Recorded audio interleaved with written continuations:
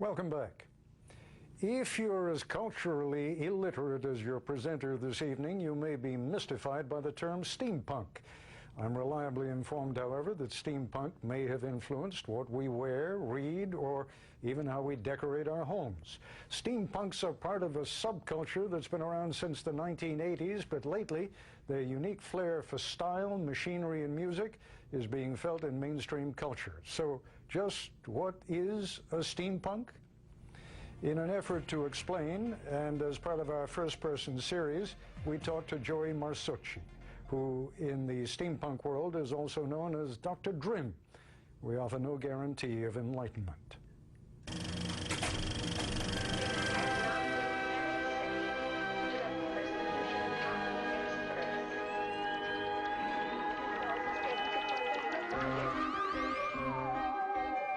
It would have to be a world that never actually happened, but if steam power still existed, but throw on top of it all of the technology that we have today. Most people would consider it a mixture of Victorian and science fiction. Steampunk has really, in the past 3 to 5 years, really come to the forefront as artists that are musicians, sculptors, actors, storytellers. There's so many different characters that you're going to find at these steampunk events that it really kind of hurts your brain. A lot of them, I mean, they really play the character, and it's hard to get them to break out of the character. And those people, even so, they're not actors. They're just librarians or school teachers or whatever it is that they do, but it's an escape.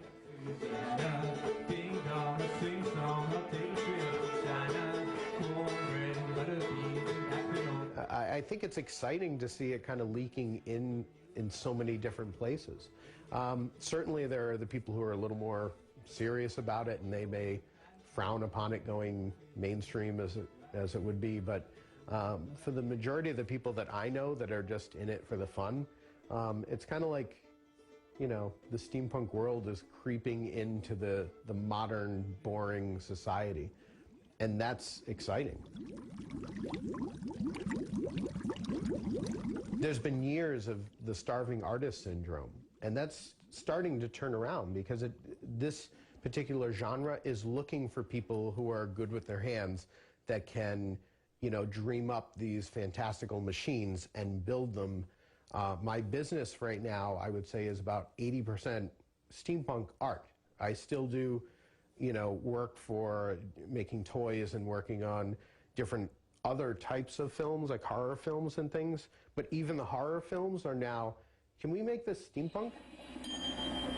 I read you.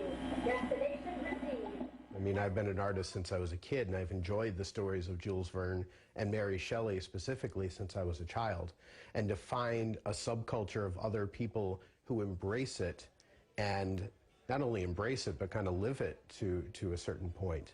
I think that's the fascination of it for anyone who is steampunk, is that they're accepted into this world that's not just music or fashion, but it's so many different aspects of things that several different people can relate to and have always liked since childhood and have now come together to celebrate it.